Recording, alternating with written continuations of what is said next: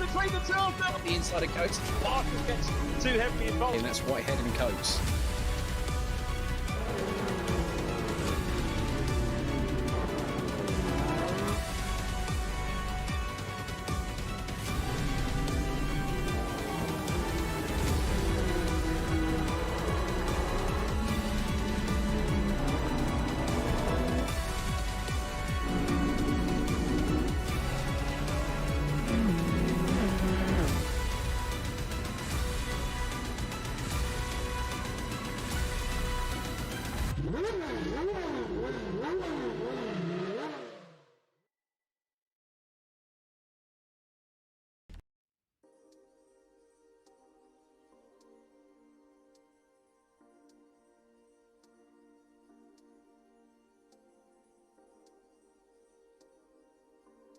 Hi everybody, very warm welcome along. Thanks for joining us online for the first event in the CAMMUS Mini JCW car powered by Phoenix Racing. And Richard John Neal here, which is, I know, is going to be a shock and a turn off probably for a lot of people. What's good news is we've got Andy McEwen with us. Andy, hello, how are you? Good evening, Richard. Absolute nonsense you've started with there. I can tell you the excitement in our Discord channel at having you on board has been palpable. So no, really great to have you on board. I know you're perhaps not quite as experienced in the world of sim racing as I am, but I can assure you you're in for a very, very fun ride over the next 8 weeks. Yeah, it's been about 3 or 4 years, start of COVID, I think, since I did sim commentary. Funnily enough, it was on minis. Here's the run. Do you want to do the graphic on the calendar and tell people what we're up for? Yeah, absolutely. The standard sprint racing format is back now. The last few times that we've been here at the VRRC, it's been for our World Endurance League, but we're back now to 25-minute sprint races over 8 weeks, and we are taking in some of the very best racetracks that the UK has to offer. We start tonight at Donington Park on the national circuit, head to Silverstone's international circuit in a week's time, and then one of a couple of real wildcard tracks, actually, tracks that we don't tend to visit here at the VRRC that often. Combe comes up next, followed by Oulton Park, Croft, Anglesey up in North Wales, Thruxton down in Hampshire, and it all finishes on the majestic Brands Hatch Grand Prix circuit at the end of the season. One dropped round per driver, so you can forget your worst week of racing, and there are trophies for the top 3 come season's end. I'm dropping 2 rounds. I can't make 2 rounds, unfortunately. And, they are Silverstone next week. Great, because I hate Silverstone with a passion. And Croft, but some great prizes for everybody. There are indeed, as well as the trophies for top 3 drivers, lots of pretty high-end sim racing gear, actually. The CAMMUS wheel and pedals, all the rage these days, I'm assured, will go to our champion at the end of the season. We also have a sim racing dashboard, courtesy of sponsors Phoenix Sim Racing, and a mecha sequential shifter, which I really have my eye on. That's the next edition, I think, for my sim rig. And that is the prize for the 3rd place driver. 4th and 5th place get some VRRC branded clothing, and there is, Richard, the driver of the round award that between ourselves by the end of the evening we have to decide who's going to be getting that one. Poison chalice, isn't it? You know, for us having to pick 1 out of 27, nearly 30 drivers, and upsetting everybody else. I'm sure they don't mind. Most of them have had it at some point in the recent past. We're just adding to their collection at this point. Good, but yeah, look forward to that. By the way, I was sort of jesting about Silverstone. I love Silverstone.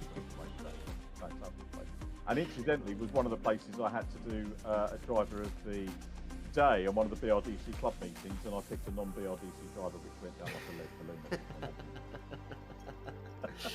I can, yes, I can. But that is all still to come, because, Richard, we've got the cars almost ready to head out on circuit for qualifying, and lots of new liveries to take a look at. So I believe Rich has prepared a little video to help us to identify who's who.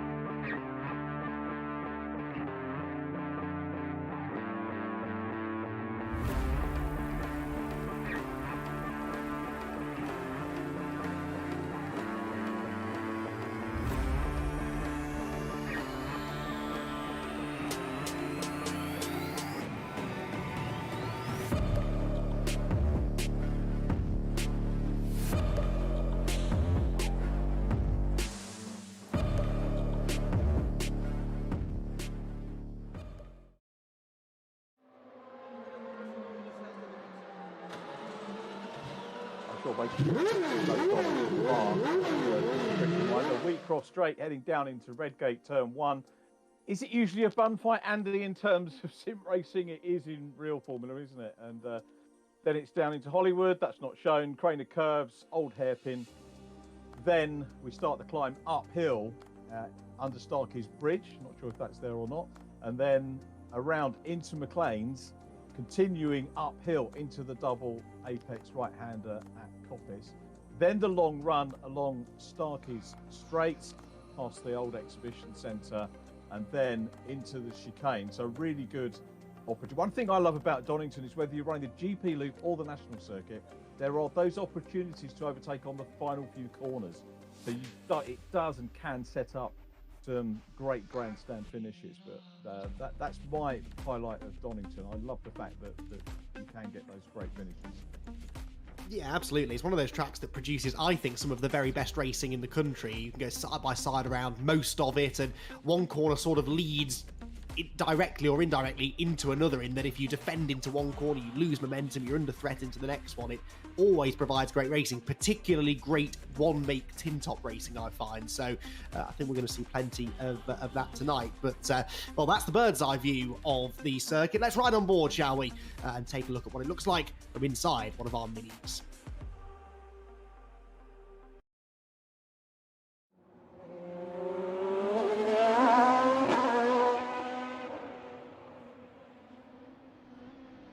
So the Donington Park National Circuit, then one of my absolute favourites to drive in a front-wheel drive tin top, and that's exactly what we've got here. Andy Carroll, our chauffeur around the Donington National Circuit. We head downhill in towards the braking zone at Redgate Corner, which certainly can produce some action, using all of the pit entry to open up the entrance to the corner, and you've really got to get that front end rotated, gentle on the power, easy in a front-wheel drive car to understeer wide over the curb. Flat out then through Hollywood before you fling the car over the crest. It goes light, then it bites just as you get to the apex.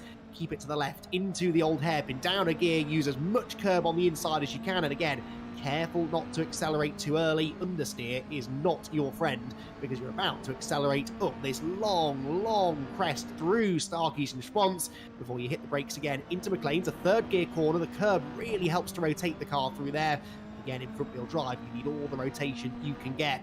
Then comes Coppice, completely blind, actually, from inside the car. You have to brake and commit to the corner long before you can see the apex. And again, it goes on and on forever, drift out wide over the curb. Then we head down the exhibition straight, the exhibition centre to the left, which gives it its name. We've got to ignore that and spot your braking zone just over that crest into the Robert chicane, fire it over one curb, gentle on the second, careful not to drift out onto the grass, and then foot flat to the floor as we accelerate past the pits to begin another lap. Expertly cool. Have you driven it for real? I'm afraid I have not, Richard. No, only in the virtual world. Very good. Well, it felt like you had. I think we need to get you out in one of these cars and get you underway. But we've got serious business about to get underway. There's been lots of practice going on over the last couple of days. We've been dipping in and out of the server. I don't think some of these people actually go to work.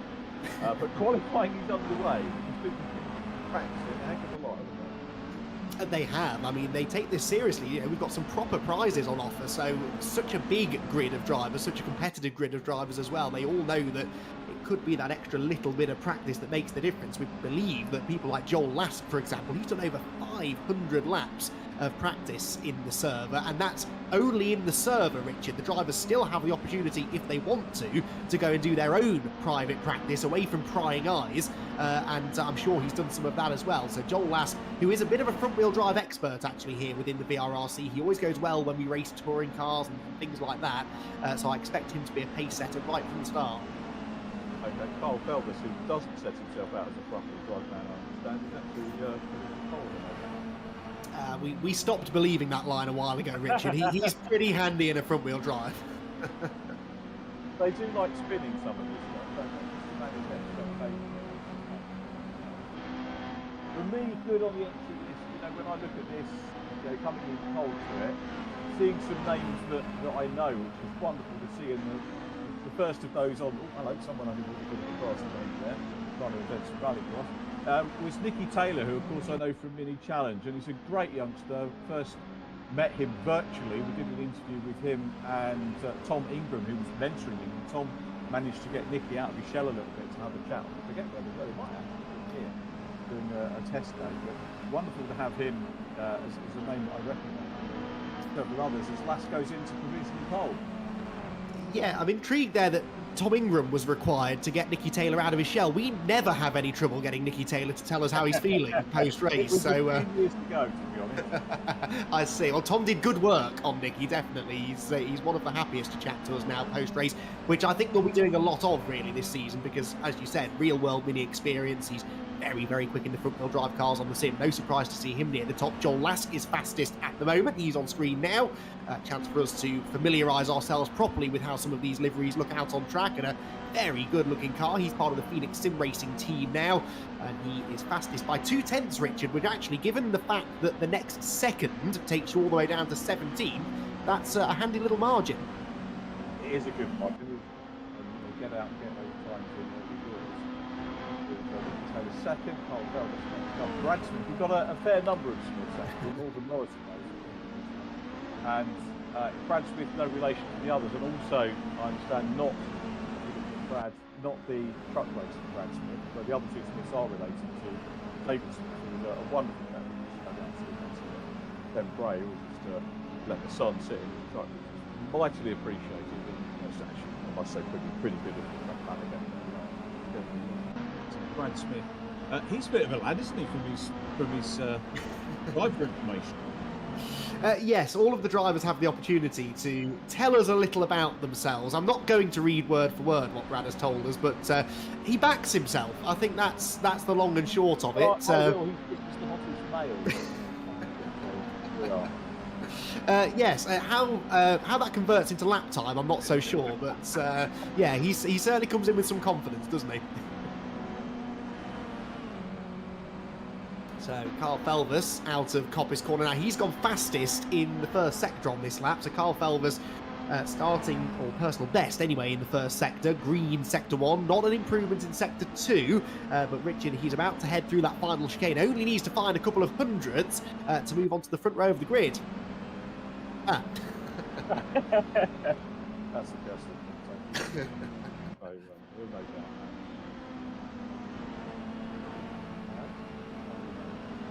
Douse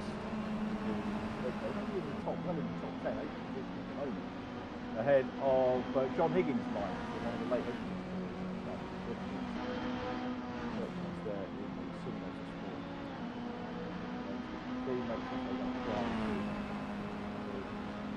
way up the order, green sector 2 for him, so top 10 rounded off by Nathan Smith, so that is the top race. 4 years simulator based down in Kent, and I'm guessing they're going to be involved in the truck racing.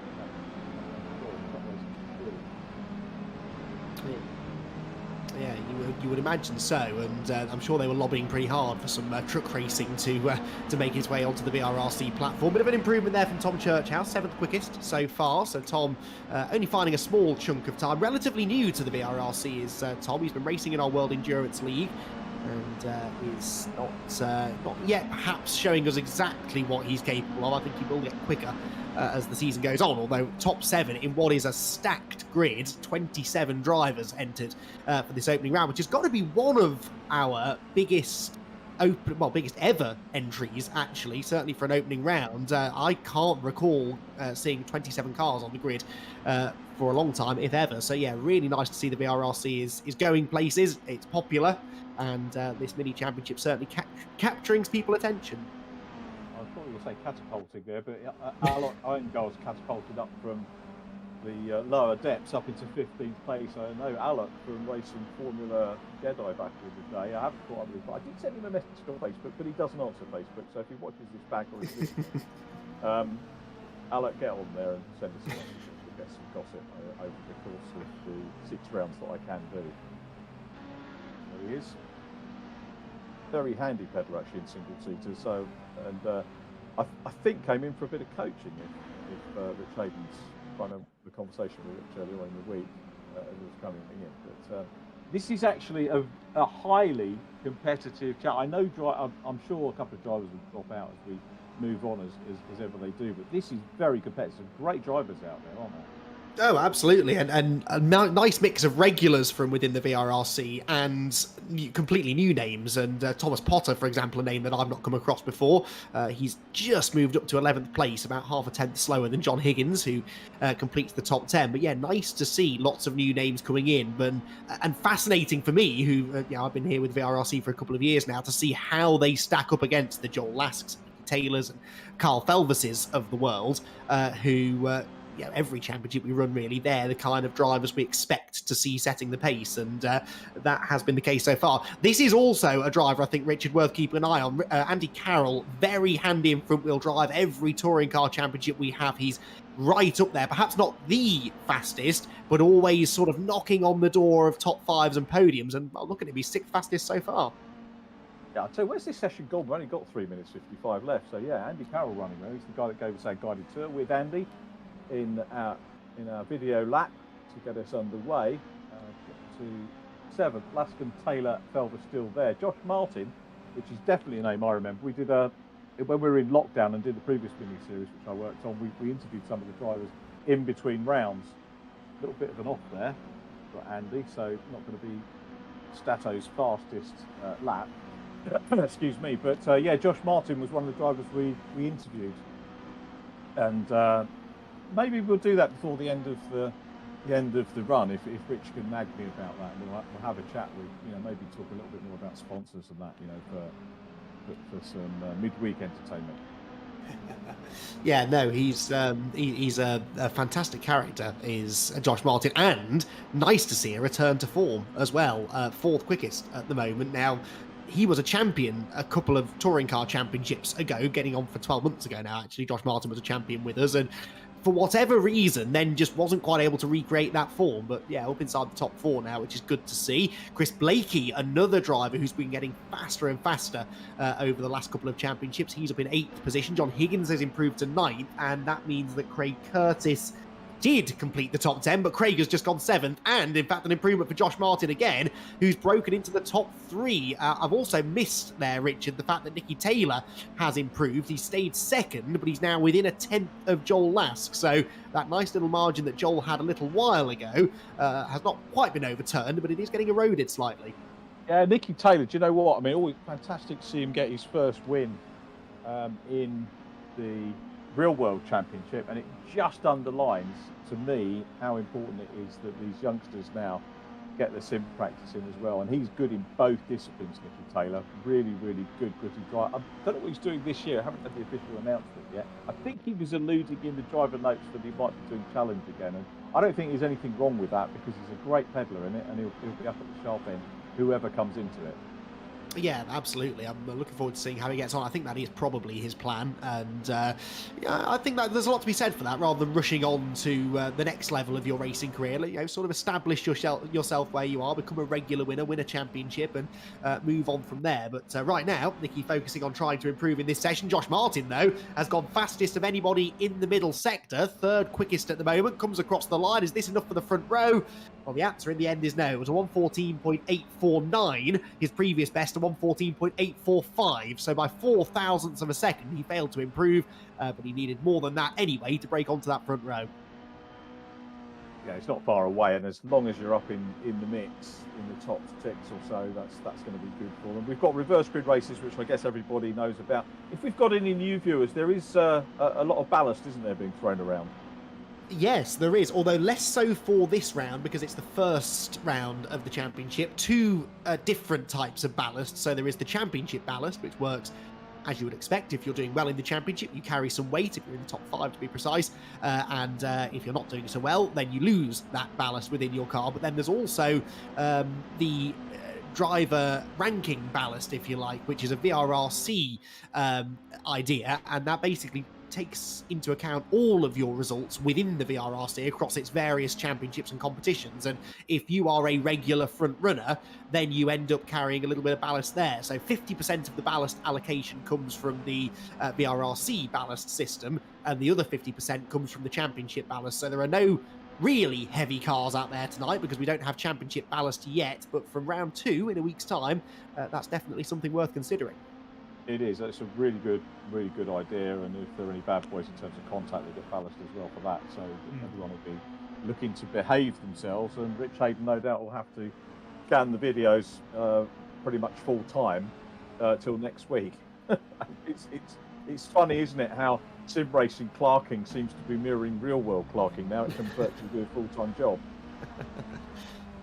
Yeah, sort of has to be, I think, doesn't it, really? Because especially with this many drivers and, the racing can get a bit lively, particularly the reversed grids, because it's a full reversed grid. None of this, half-hearted top 8, top 10, top 12. Anyone who finishes on the lead lap gets inverted to create the grid for race number 2. So if you could realistically finish 25th, 26th place and suddenly find yourself on the front row. So yeah, that definitely can cause a little bit of action in the second race of the evening, but hopefully not too much of that tonight. The checkered flag is out though, Richard, and for third place, a late improvement. There was Brad Smith. Just as I was writing them down, they always do this. Just as you start to scribble out a grid, it's Brad Smith that sneaks up onto row 2. He was running in 5th position, so a superb last lap. And you could say getting warmed up here is absolutely, drivers do get into a groove, they get into the rhythm, they warm up. And that's exactly what Brad Smith is doing. Has he reached his peak, though? We'll see when we get to the race. But P3 for Brad Smith behind poleman Joel Lask and Nicky Taylor in 4th. Sorry, Josh Martin in 4th. It is indeed. So we will hear from our pole sitter in a moment or two. Don't go anywhere. Race 1 coming your way.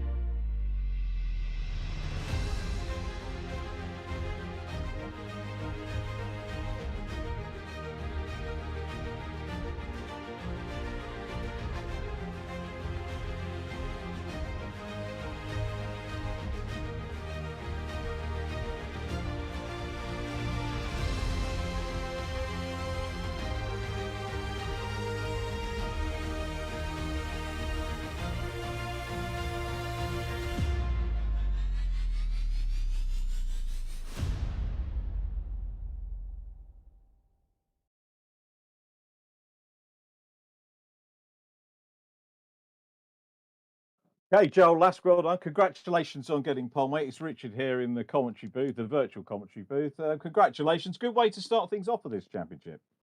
Yeah, just a little bit. It was a bit hairy. A lot of the guys are much quicker than they were in practice. Probably left a little bit of time on the table, but we just wanted to get that solid quali lap in, just to put it on the front row. Have you done much, testing? What's your regime over the weeks? I mean, do you prepare specifically for this competition, or are you just on the sims all the time? On the sims all the time, but I mean, yeah, specifically practice for this one. The cars were a bit of an art here, I think. Probably not. Uh, I don't know. I did around 700 laps, so that probably has helped quite a bit. But no, it's definitely one of these ones where you can make time very quickly, but you can also lose it very quickly as well. So sort of it's key just to get that lap in. Okay, and how did you approach qualifying? I mean, is it just a continuation of the work you've been doing over the week? Yeah, I mean there was a few discussions around whether we should fuel to the end of quali, just because it was going to be so busy out on track and it was going to be a struggle to get out. But we went with the lesser and ran a bit less fuel, and then just hoped that we could make it back out. I mean, yeah, we were just trying to get that quali lap in, and for the first couple of laps it was a little bit twitchy, but just managed to nail one down. That's good. And you got Nicky Taylor alongside you, and then Brad Smith behind you. What are your thoughts on those guys? Oh, it's definitely going to be interesting.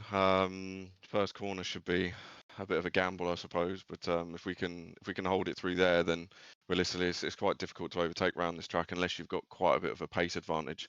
Me and Nicky have both got ballast as well, so we should be on a bit of a level playing field here. So just I guess it's who's got the faster race pace.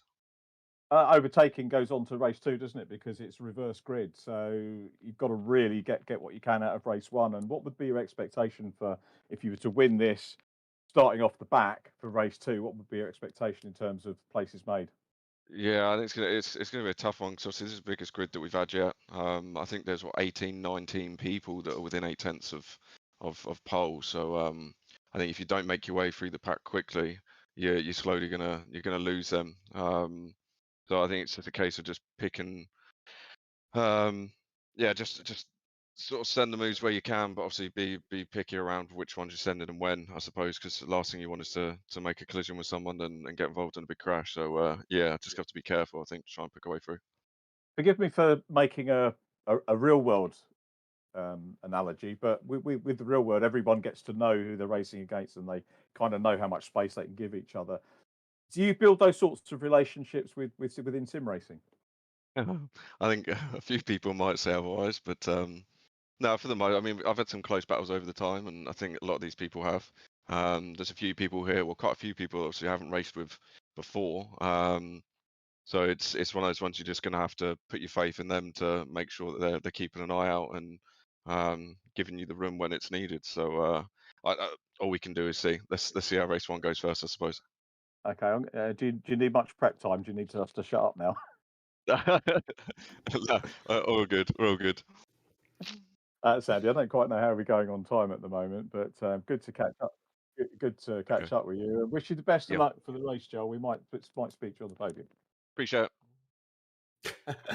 Good stuff. Yeah, that's about the chattiest that we've heard, Joel, in a while. So you were doing something right there, Rich. We'll let him get You know on with what, his. Steve Ryder always says there's no such thing as a bad answer, only bad questions. So maybe I've done something right. I don't know. The implication being I've been doing something wrong, but we'll gloss No, over that.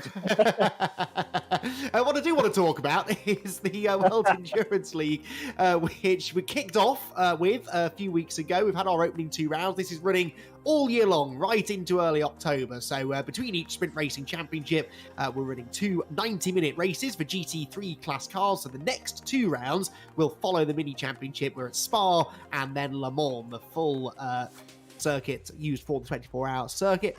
24-hour race, I should say, on April the 24th. Then we will be in Sao Paulo and Kota for the next 2 rounds before it all rounds out in Fuji in Japan and Bahrain for the last 2 rounds of the championship, loosely following, I believe, the Real World Endurance Championship calendar. And of course, we also have this to look forward to, Rich. Absolutely right. A little bit of sim racing truck-wise, and probably great to have the Smiths in. Is it the same drivers that normally come into it? Trucks are totally different kettle of fish, and the great thing about sim truck racing is we don't have to wait all afternoon for the barriers to be repaired.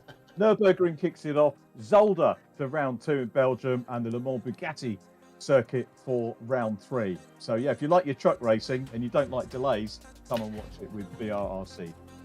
Oh, I'm sold already, Richard, just based on that. And that's taking place, I believe, on Sundays, I seem to recall, as well. So a little bit of weekend sim racing for you. Then we've also got our ongoing time attack. We're on round 2 of the time attack competition at the moment. Started a couple of days ago. So we're in Las Vegas and we are in the GT3 specification Aston Martin. And this is very much a GT flavour for the time attacks. After this, we go to Spa in the BMW M2 GT2 and then the Porsche 911 GT1 at, again, the Circuit de la Sarthe in Le Mans. Fastest time wins. There are prizes for, I believe, the top 5 fastest times, and you can join those servers anytime you please. And we also have the Mirror League as well, which is coming up. This is for the single-seater fans among us, Richard. 12 rounds, and again, some great tracks here. Single-seat racing in the sim, a very different proposition, I can tell you, from what we're about to see in the minis. Yeah, absolutely right. And yeah, so it's a good range of competitions that people can get involved with. Again, if we've got a lot of new people maybe joining us, then get involved. Get involved as a viewer, or indeed come in as a championship runner. Indeed so. Right then, race 1 on its way, just on the other side of this quick break.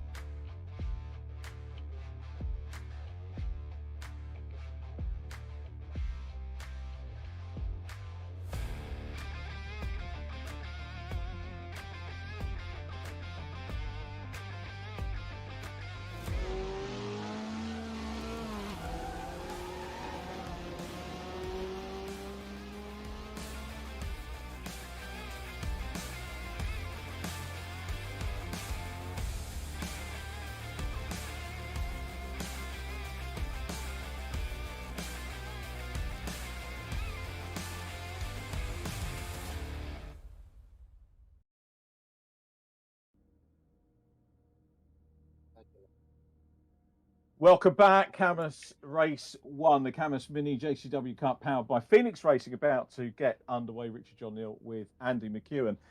And this is a familiar view, isn't it, Andy, of that we get when we are watching racing, either from the commentary box or for TV coverage. And it's a great view.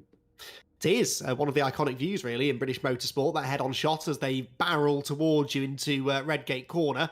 And, the immersion is something that really took me by surprise, Richard, when I first started doing a lot of sim racing commentary a while ago. You really do sometimes forget that you're watching virtual cars around a virtual racetrack. Obviously, the advancements of the graphics and the car models and the physics models really help to immerse you. But then when the level of competition is as high as I think it's likely to be tonight, it really is easy to get carried away and forget that it's not real. But then the competition is real, the racing is real, and I can assure you that the driver's desire to win, that's very real indeed.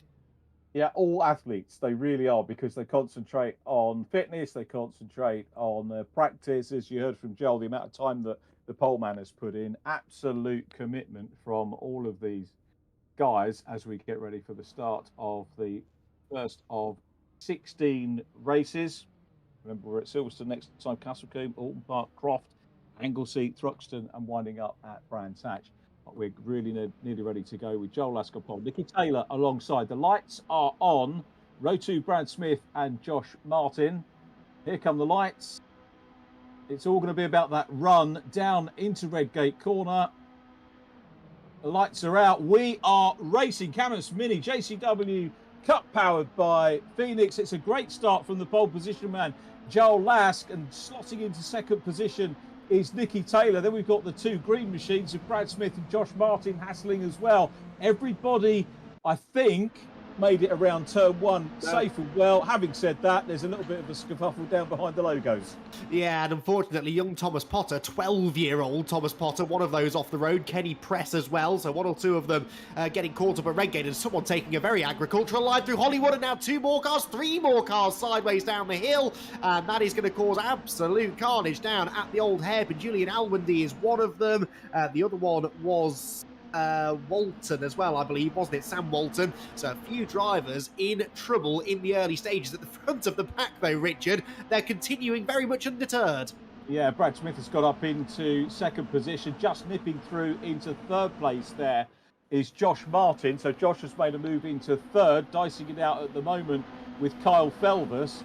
And on the outside, it's Nicky Taylor. But I tell you what, super stuff from Joel Lask, who's actually got a little bit of a lead as he comes into the chicane for the first time. Brad Smith in the 69 in second position. But it's a lap led for Joel Lask, who crosses the line from Brad Smith, with Nicky Taylor about to reclaim on the outside run for third position from Josh Martin. They're side by side as we look at Brad Smith in second place. The gap as they went across the line. Let's see if I can spot that on the, it was 0.973 seconds. So we'll need to keep an eye on that as the race continues. But I've got to say, Joel Lask looking very comfortable out front. Yeah, confident on cold tyres, isn't he now? There is a little bit that you can do setup-wise, but it's a generally pretty fixed setup, so there's not a lot you can do to tweak the car. It's possible, maybe with tyre pressures, things like that, that he's gone for quite an aggressive short-run car, and maybe we'll worry about tyre management a bit more later on. Josh Martin, meanwhile, being harried here by Tom Churchhouse, who, remember, started on the fourth row, I seem to recall, but now he's challenging Josh Smith as they head for Coppice Corner, but the outside line, actually the quicker way into that corner, really, in a front-wheel drive car. And so Josh Martin stays ahead. Churchhouse understeers wide and opens the door for famed front-wheel drive hater Kyle Felvers. Well, he says that, as you say, but he's certainly got some talent, and he's not far away from some really decent points at the moment. But Churchhouse has got the better of him at the moment, as completing lap 2 of this 25-minute race is Joel Lask, and he's crossed the line now. The gap has gone out just a shade over Brad Smith in second position, but things start to settle down, don't they? And we were talking about safety cars. You might ask about whether we would have had a virtual safety car. I think that's something that's coming in later round, so that will be something if we've got people stranded, virtually or otherwise, that will happen for later rounds. But for this one, not the case, as Churchhouse tries to close in on Martin. Yeah, well, the good news is that despite all of the shenanigans on lap 1, everyone's still running, although as I say that, Alok Iyengar dives for the pit lane, perhaps for repairs. Remember, as long as you finish on the lead lap at the end of this first race, you will be eligible for the reversed grid. There is Iyengar in the pit lane, and his virtual pit crew will go to work, hopefully not for too much longer, because it's quite a short lap here at Donington Park, only a minute and a quarter or so, and so he needs to hurry if he's going to get back on track without losing that all-important lap. The leaders, though, head down towards the chicane. Brad Smith actually has set the fastest lap of the race last time round. He was purple in the middle sector. Nicky Taylor fastest in the first sector. So Joel Lask has not got this one in the bag just yet. No, he hasn't. Keep your eye on Nicky Taylor because they all know they've got the time. I love the way they just dive over that pit lane exit to get the wide line. And the times, by the way, in case you're wondering, are actually comparable with the real-world JCWs. Dan Zelos qualifying time was a 1 minute 12 last year, which was exceptional, but race-wise you're looking at 1:12s or 13s. I think Will Oulton did a 1:14 as the fastest lap, and that's the fastest lap, remember, in the real world for race 3 on the national circuit last year. It wasn't the happiest of rounds for us in the real world, but we won't dwell on that. We will, though, on this race leader, Joel Lass, doing a super job out front at the moment, but and the great thing about reverse grid racing is we'll see him have to do a hell of a lot more work a little bit later on. Yeah, absolutely, and we always say that that's where championships are won and lost, really, in the reversed grid races, because generally in race 1, the quick drivers, they all sort of qualify towards the front. They usually are able to fill out the top 5 or 6 positions, but in race 2, it's very easy for them to get separated. And there are certain drivers, Joel Lask and Carl Felbers particularly spring to mind, who really do excel in those reverse grid races and excel at gaining track position in a hurry and generally staying out of trouble as well. But yeah, speaking of gaining track position, I mentioned, Richard, that on lap 1, Thomas Potter was in a bit of strife. Well, he's back into the top 20 now, youngest driver on the grid by quite some way, but I think he's actually got some good pace. Yeah, the Flying Tea Potter. We could, you won't know that album. It was an album by Gong in the early 70s, and I still need to speak to you about music because you did a both. We'll come back to that and forget about that. But yeah, it's absolutely incredible to have that youngster. There he is, racing, and this is going to set him up so well for whatever awaits him. I don't think he's even able to do any of the junior scholarships, is he? No. 12. No, too young, 12 years old. But that, again, is one of the great things about sim racing, isn't it, Richard? You're never too young to come and sim race at a professional level. So, you know, you really can start young. That's Chris Blakey going grass tracking. That was not the ideal line through McLean's, Richard. No, Nathan Smith with the blue mirrors just nips down the inside, making the most of that. You used to get mentions, you used to get vouchers for Demon Tweaks mentions, didn't you? Or photographs in the period. It was back in the day, and we tried when TV coverage was stepping up a little bit to try and get them extra vouchers, but they weren't having any of it. And I'll tell you what, the Demon Tweaks car's gone back through. So very neat move there by Chris Blakey. Yeah, Chris Blakey not wanting to give that place up without a fight. That was Adam Lyle exiting stage left. You don't tend to end up in that position, Richard, unaided. So I wonder whether maybe that was an attempted overtake gone wrong. But poor Adam Lyle. Go on. You're much better at spotting these guys at the moment. So do you know who's behind? Yeah, who was behind Adam? I think he was battling either Paul Laramie or Johnny Ogden. I think he was somewhere just outside the top 10, but no more. Well, it'll be looked at if there's something that needs to be done as we watch Nicky Taylor, I think, closing in on Brad Smith at the moment. And as I say, it's absolutely brilliant to be calling a race with Nicky Taylor on screen virtually. Really good stuff to see. It was when we were looking at Carroll earlier on, I was just seeing behind him we've got John Higgins. He was a very late entrant. It was only this morning I think he saw my social media post, or his dad did. And he signed up sort of late doors. I think it's a pretty much full grid, but it is good to have new drivers in, isn't it? Like, you know, part of the Mazda paddock we were talking about earlier on. See, this is the kind of pull that you have, Richard. Just a simple social media post. And you've helped to bolster the grid. We really are happy to have you on board. I'm sure Rich Aiden is, certainly. But yeah, good to have him on board. And yeah, an engineer, I believe, for one of the big Mazda MX-5 racing teams in the UK, and a racing family in general. And no real surprise to see that he can turn his hand to the old sim racing pretty well. Good battle developing here, Richard, for 6th place. Craig Curtis having a really good run.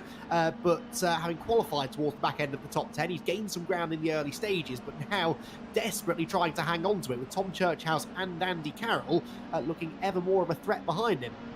So that Primex logo, that's Hyro Motorsport, that's Max Coates, isn't it? Yes. So, yeah, we'll be seeing Max over the next couple of days, and good to see that level. Not sure what Max is up to this year, but he's racing in the Caymans now as they go side by side, and Churchhouse makes the move, goes through on the inside. Yeah, absolutely. Now, does that open the door for Andy Carroll as well? I think Andy's going to have a bit of an overlap here against Craig Curtis, who snatched a break, actually, going into Coppice Corner with Churchhouse up the inside. Carroll has an overlap, but is he late enough on the brakes into the chicane? No, very late on the brakes goes Craig Curtis. A bit too late, though. That's going to hamper his exit speed, and Andy Carroll will once more get the run. John Higgins taking advantage of this to close the gap as well. And then it's Chris Blakey and Brad Smith, who we saw battling earlier on.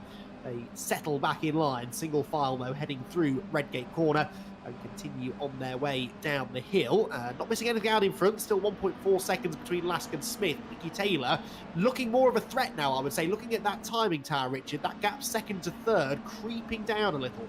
Yeah, my own timing table has disappeared at the moment, so let's just flick that back on. There we go, we're back up and running. But yeah, Smith and Taylor. Be good news for Lask, wouldn't it, if Taylor and Smith get sort of stuck in with each other. Martin's not that far away as well. This could play very much for the race leader, because if they all start squabbling, you know the story, it means the race leader can get away. What we ideally want is 4 cars perhaps squabbling over the lead, and it could work that way, but at the moment it looks like second, third and fourth are more likely to get involved with each other. Yeah, Josh Martin definitely closing in, isn't he? It's so nice to see Josh Martin back at the front end of the grid. To be fair, we had glimpses of this in the opening 2 rounds of the World Endurance League. Josh, what are you doing? Every time I start complimenting Josh Martin's driving, he suddenly finds himself off in the weeds, and all of that time he'd gained, Richard, has gone again. The curse of McEwen. It's a real thing, I assure you. It happens to us all so much. Oh. Carl Felberson pits. Yeah, that's big news, Richard. An expected front runner in this championship, Carl Felbers. Yeah, what you don't want is your dropped event at event 1, do you, particularly? No, not at all. Pressure's on then, isn't it? Rest of the season, you can't really afford another bad result. Yeah, so yeah, that's a shame, isn't it? But the Churchhouse now 5th, Curtis 6th, Carroll 7th, Higgins up to 8th, Blakey 9th, and then the first of our with the Smiths in the first of the family Smith in 10th position, with Lauren 11th and Johnny Ogden in 12th place at the moment, with 14 minutes just under remaining in our first race of the season. I would like, if I may, to pass some of the blame for Josh Martin's recent moment on to his usual teammate here at the VRRC, Eric Axelsson, the Swedish assassin, as we call him, former champion at the VRRC, who just at the moment that Josh went off the road had also been putting words of encouragement in the YouTube chat. So, Eric, we're passing the blame on to you a little bit for that one. And a shame not to have Eric out on the grid for the minis, but he's been a front runner in the World Endurance League as well. Josh, I think just trying to get back into the rhythm now and really hoping that these two start to knock lumps out of each other, because Brad Smith and Nicky Taylor up the road, if they start battling, that could really be Josh Martin's only invitation back into the fight. I say that, we're only actually a third of the way through this race, Richard, so plenty of time to go. There is, yeah. We said overtaking was going to be a premium, but at the front, getting close is a premium, isn't it, at the moment? But yeah, Nicky Taylor is still trying to work hard and close down. As you said in the lap run through, Donington Park is just such a wonderful circuit, and it's a real test of drivers. It's got so much to offer everybody, plus spectators for real as well. Great day out for people to go and enjoy a fantastic venue, and one that you really should walk all the way around if you've not been to before. Taylor now trying to get into the toe and close down. This is Taylor definitely getting closer. We've got a battle on now for second place. Yeah, Nicky's going to really be incentivised here to try and find a way past Brad, because actually Joel Lask is only a second and a half up the road, and Nicky Taylor, he'll be feeling that maybe he's got the pace to close that down. His fastest lap, Nicky Taylor this is only fractionally, a couple of hundredths slower than Joel Lask's fastest lap, and they're currently running within a tenth or so of each other as well. So Nicky will probably feel that if he got some clean air here, might be able to chase down the race leader. If nothing else, he wants to try and bank the points if he can. A bit of change further back as well. John Higgins and Andy Carroll, both ahead of Craig Curtis, Richard. Yeah, a lot of place changes going on, and John Higgins Jr. up into 6th position. So, debut in this competition. Is it, I think, VRRC debut as well, because we pointed him at where to find the specs and everything. So, good stuff from him. There is Carroll in the 76. Higgins immediately in front, and John Higgins Jr. John, multiple champion in Legends cars over the years. I think has all of the career records in terms of race wins, percentage wins, and everything.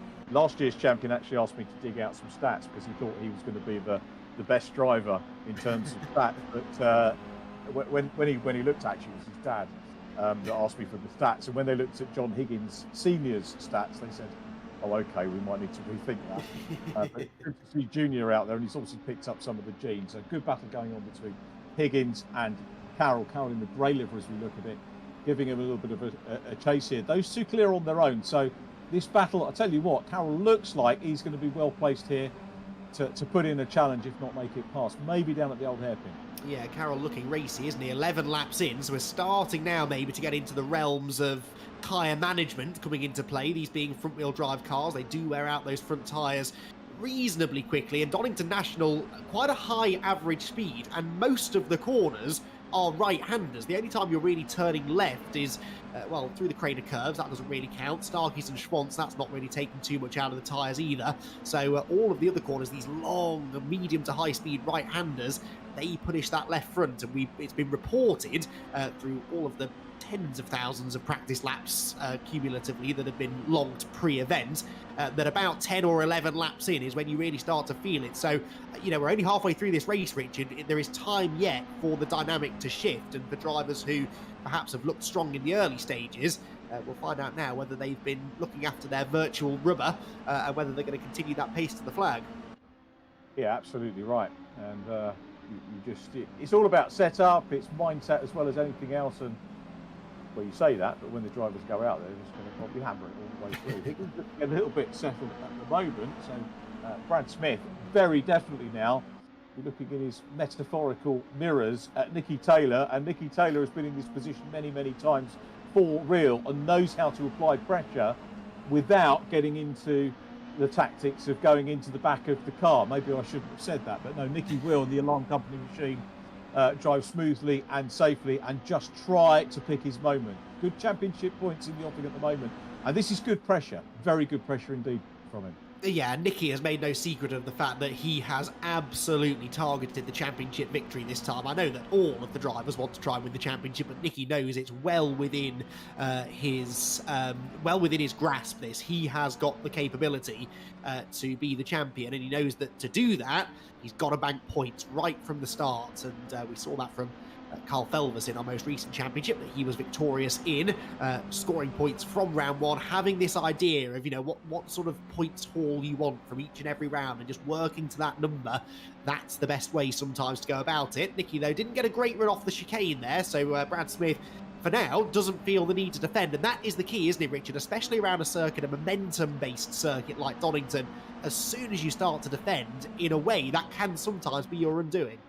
Yeah, very definitely. And Brad Smith maybe not feeling he's got to do too much of that. He's just sticking his laps together, doing a super job. Remember, qualified third, so he's in his head got one at the moment over Nicky Taylor. Nicky not as close as he was on the previous lap. Nicky's going to have to watch for Josh Martin at the moment, running where he started fourth on the grid, and not far away from this battle. You've got to say the lead is fairly well sorted. 2.2 seconds the gap between first and second, and I've got to say it looks like we might be having a chat with Joel again by the end of this. We've still got 7 minutes 35 to go. We lost Carl Felvers, remember, that was a big shot. We could still lose the race leader, so I don't want to put the curse of the commentator on him, but lead looks settled. Second, third and fourth, I think, still to play for. Yeah, 3 drivers no longer running. Alok Iyengar never did rejoin from the pit lane. Adam Lyle was last seen heading at high speed towards barrier at the chicane, and Kyle Felvers, as we said,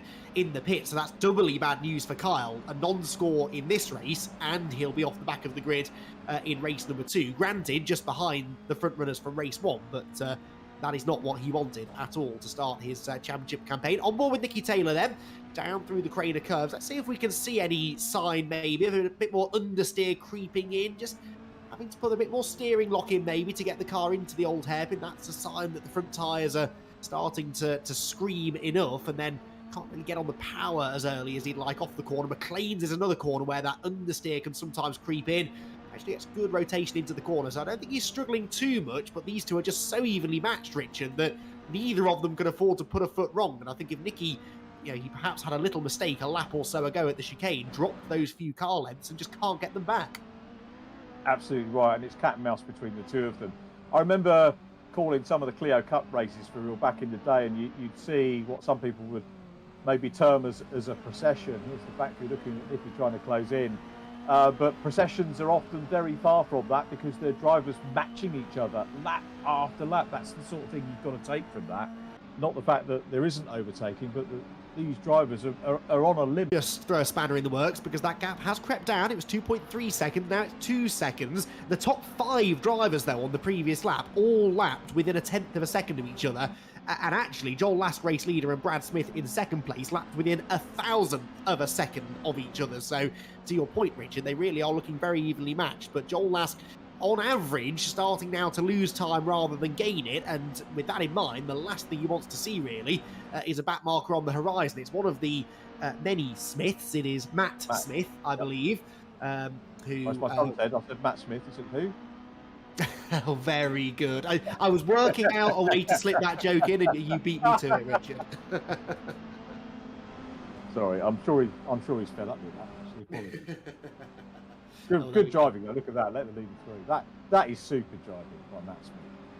It is, actually, yes. Stays well out of the way, and then, of course, then finds himself on the racing line, so wanders over to the inside line instead.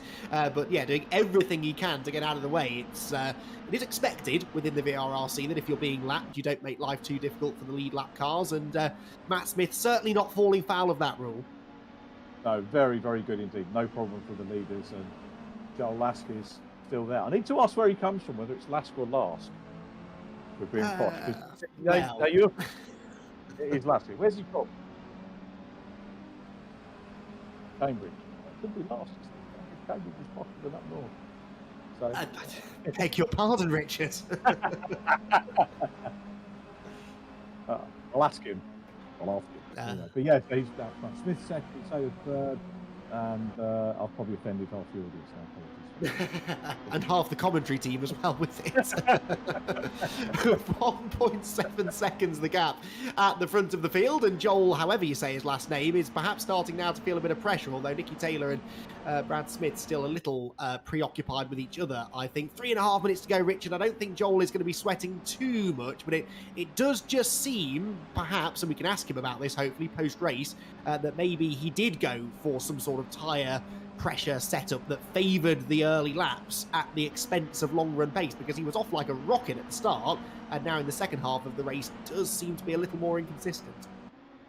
Well, you say that, I think he's still pretty much there, isn't he? Only 3:11 to go, and we've not seen the gaps coming down. Top 4, super drive by the top 4. Tom Churchhouse still in 5th, John Higgins Jr. 6th. It's Carroll next up, and Blake Curtis, you can see that. Yeah, this is, if it was down to strategy, it's working very well for him. So setup has obviously worked well. He's not going to give his secrets away for race 2, but it's going to be interesting to see how these 4 plan out as they try and work their way through the grid, if they stay like this in race 2. Yeah, absolutely. And, the early laps play out differently based on where you are up and down the grid, but sometimes we see these quick drivers all starting together at the back of the field, and 1 or 2 of them get straight through to the front, and then 1 or 2 of them don't. And like I said, that's what can really make a big difference in your championship prospects. Mark Stokes here, running 17th place, makes his way up the hill, and in fact not far behind. We've got Stuart Henderson dropping down the order. I don't know if Stuart's just had a moment, but I he think lost they had a couple of moment with places. each other because his graphic came up on my timing screen, so they both had an accident. Right, okay, simultaneously, but maybe with each other, or perhaps just coincidentally timed. But yeah, that's a shame then. So he drops down the order, but further up the grid for the second race a little bit later on. We're on the penultimate lap though, Richard, and still the focus I think has to be on this fight for second place, doesn't it? Still there, Nicky Taylor might be timing this well, and timing, as you know, Andy, is absolutely key in some races. No doubt he is closing up. I'm sure Nicky will have one eye on the clock, but like most races, he'd rather be in front earlier and get away. So it could be about timing. It could just be, I think he made a little error there, just ran very, very tight to the curb there. He's still in with the shout. Lask about to go on to his final lap, and it is going to be Lask, isn't it, in terms of pronunciation. Brian Jones would have done Lask because Brian was properly spoken, unlike myself. So I think here we go. Last lap though, more traffic beckoning as well, but I don't think that is going to be an issue. The issue is for second. Nicky Taylor still closing up. Is he going to be able to wind himself up, get the momentum, maybe for the run into the chicane for the last time, or is he going to make a move before then? He is on the boot lid of the second place car. Yeah, and flashing the lights at the second place car as well, which will, I'm sure, not convince Smith to get out of the way. But yeah, Nicky Taylor closer than ever now, down through the old hairpin. See the different approaches there. Smith carried more speed into the corner, but Nicky was therefore quicker on exit. And that's what I would be favouring. It's a long uphill drag now through Starkey's and Schwant's curve, where surely Smith will have to defend the inside line, which he does. But what did I say before? You defend here at Donington at your peril. And Nicky Taylor had so much more mid-corner speed, but ultimately, Richard, nowhere to go with it. Yeah, I thought he was going to just get the momentum was stubbed out there, wasn't it, by the 69 car? And has he done enough to hold on? It's all about Taylor's run out of Coppice, down the exhibition straight for the last time. Is he close enough to make the move? Martin might be closing in too, but it's Joel Lask who isn't going to catch those cars. He is out front through the chicane for the last time. Virtual checker beckons for the man who took pole position, and he does the buzz the pit wall bit as well. Fair play to him. Lask takes the win. It's going to be Smith in second position, Nicky Taylor in third. Great race between those, and Josh Martin closing up on them for fourth position towards the end. The 88 car coming in fifth position, Tom Churchhouse ahead of John Higgins Jr. Then it was Chris Blakey. Followed. Did we get a roly-poly there? We did. That was Jonathan Ogden finishing with a flourish, as they'd say.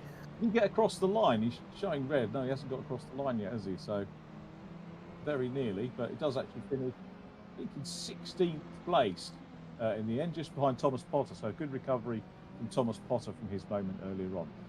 Good first race though, Andy. Lots to take away from that. Indeed so, and we will be able to dissect it all with our top three drivers in just a couple of minutes' time with the post-race interviews. Then we get the madness of the Race 2 reversed grid with some drivers definitely keen, I think, to bounce back from a slightly disappointing first race. So yeah, don't go anywhere, everyone. Advert time, but after that we'll hear from our top three drivers.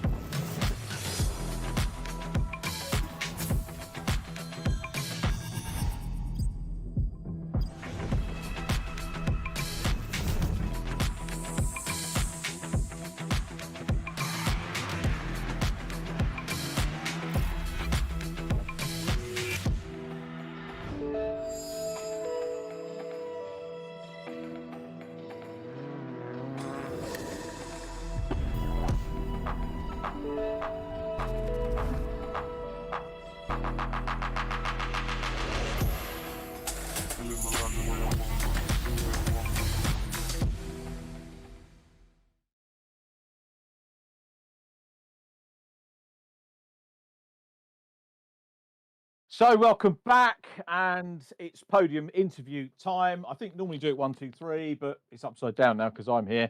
So I'm going to talk to the third place man first of all, Nicky Taylor. Nicky, are you there, fella? I am. Sorry. Nicky, well done on third position, a good attacking drive, and you were closing in, and then you dropped back a little bit, but pretty much harrying Brad Smith all the way through that race. Did it go to plan? Because you started off on the front row, so maybe talk us through things from the start. Yeah, I mean the start was relatively decent. Like the actual pull away was fine. I got decent drive down to T1, and then I tried to slot in on the inside because I thought Joel would be the right person to get behind. And then yeah, Brad just got a slingshot around the outside and just managed to get through to P2 from there.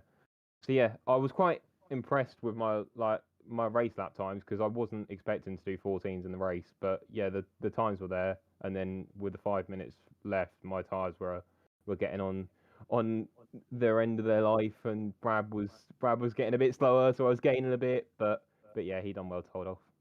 I was speculating it might be a little bit of timing from you. I know you guys want to get in front and never mind timing on last lap or anything else, but I was speculating you were closing in. I think you were as close as ever you were in the race over those last couple of laps. So clearly handling those tyres well.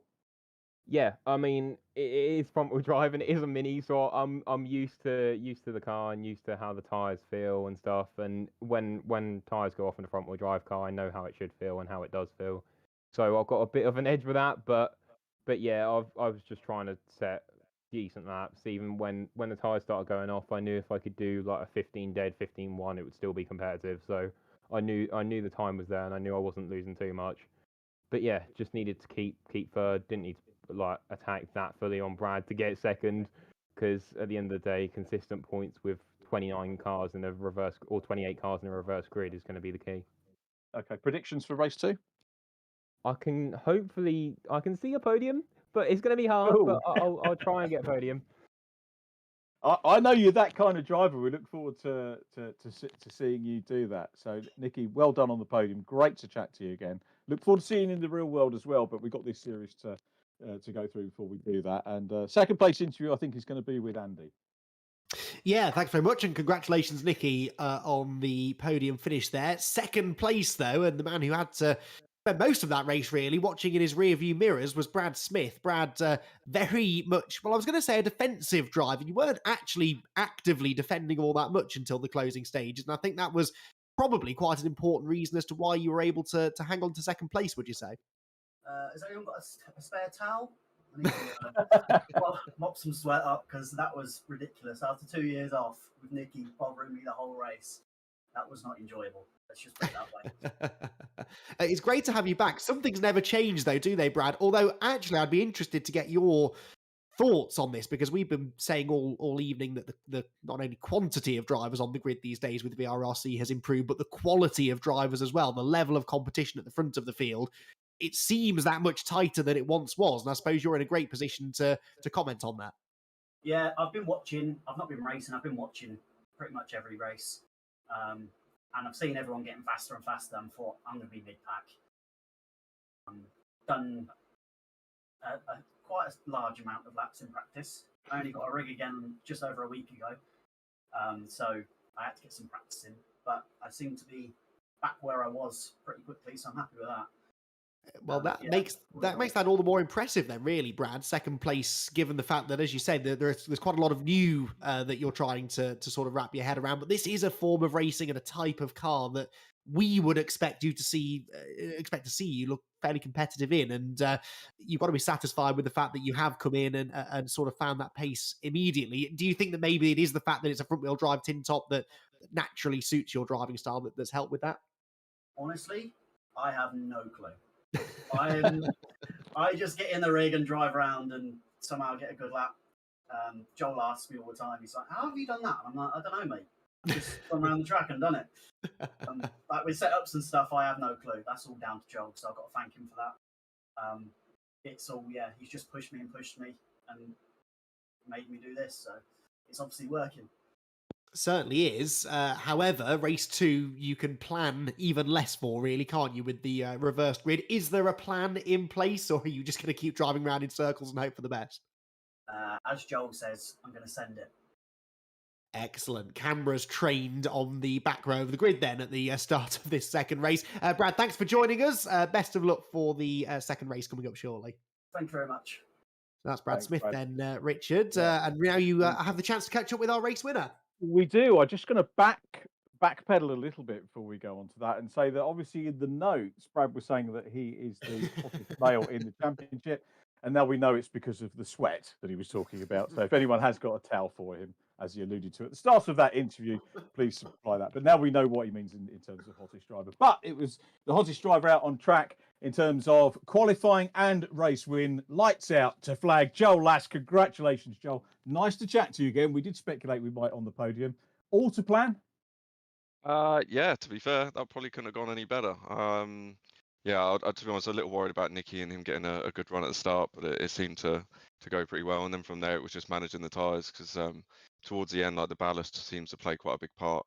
And those that aren't running any ballast obviously have got a little bit of an advantage. So yeah, it would just nurse the car around, just keep consistent, and yeah, all played out quite nicely. Andy was speculating that you'd sort of gone for an earlier fast setup for the tyres and maybe having them go off quicker than some of the other drivers. Is that what you did? I started wanting to set the quick laps to begin with, but then I've realised how quickly these tyres will go off with the ballast. So I sort of tried to get that gap to begin with because once you're out the toe, then that's half the battle. But then from that point on, it was just sort of keep coasting it round. I could see I was probably about 2/10 slower a lap probably than the guys behind, but I think just the fact those two were battling just made it a little bit easier, took the pressure off. How much of a worry is it virtually when you get some back markers? I thought they behaved impeccably. You know, we saw Matt Smith move well out of the way for you, but is that a concern? Does it? You obviously see them in front of you. How do you deal with that? It's a bit of a tricky one because you don't know what someone's going to do, whether they're going to see you or not. You can give them a little flash of the lights, but that's pretty much it. You just got to hope and pray you can make it. So it is a little bit of a worry, but as a cracking bunch of guys here at VRRC, so yeah, everyone races fairly. Absolutely brilliant. And in terms of going into race 2, obviously you might want to tweak things around. We won't ask you about specific tweets because we don't want you giving it. Well, we do want you giving out your trade secrets, but you're not going to do that. How long does it take you to sort of feed in whatever you're doing to set yourself up for the second race? Quite a lot. I mean, to be honest, it's not really going to be any different to race 1. I'm just going to try and keep out of the way.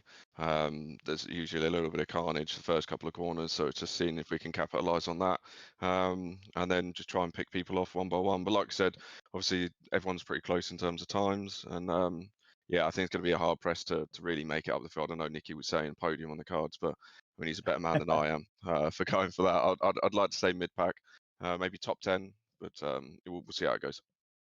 I noticed you got the Phoenix livery on the side. Can you tell us a little bit about Phoenix? Yeah. So powered by Phoenix Sim Racing, obviously Stu at the helm. Evan, massively appreciated to him. He's done a lot for this team and getting the guys together and racing with one another for disabilities and also in mental health as well. So yeah, big shout out to him. Yeah, because we wouldn't be on this grid without him. So yeah, props to him. That's really good. Well, I'm going to let you get away and prep for race 2 this afternoon. I hope, or this evening. Best of luck with it. And thank you for chatting to us. And thanks to Brad Smith, and well done to Brad Smith and Nicky Taylor for completing our podium. And these guys, I'm just looking now. I think we've got, now, if my timing screen is right, am I right, Rich Hayden, saying we've got Matt Smith on pole? Did he, because he wasn't on the lead lap, was he?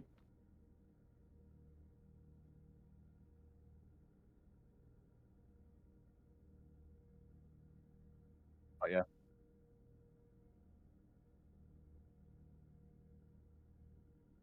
With Julian Owandi next, Zamfir Radu next up from Sam Walton, Simon Thorpe, Stuart Henderson in 6th. Kenny Press will line up 7th from Mark Stokes, Johnny Ogden, and Thomas Potter in 10th place, then Lee Piercy and Sam Milner. So there's going to be plenty to play for as we head towards race 2. Yeah, looking forward to this one, definitely. It's going to be a chaotic opening for you callers, but typically after that it sort of settles down and there will inevitably be one quick driver who breaks through to the front a little bit sooner than some of the others, and that tends to give them the advantage, really. So it's going to be interesting to see who that is. Obviously, the likes of Lask, Smith, Taylor, Josh Martin coming from outside the top 20 have their work cut out, and also keep an eye on Kyle Felvers, who's back there with them. I mean, he would have expected to be back there with them on the grid, but not as a result of a non-finish in round 1. So he's got a bit of a point to prove. Obviously, drop scores this round is likely to become his drop score, but he still wants to bank some points just in case he has another night where things don't quite go to plan. Yeah, absolutely right. He's definitely going to have to do some work from back there. So this is going to be interesting. We've got the likes of Alok, who had a pit stop, didn't he, in the race as well. Adam Lyle having problems too.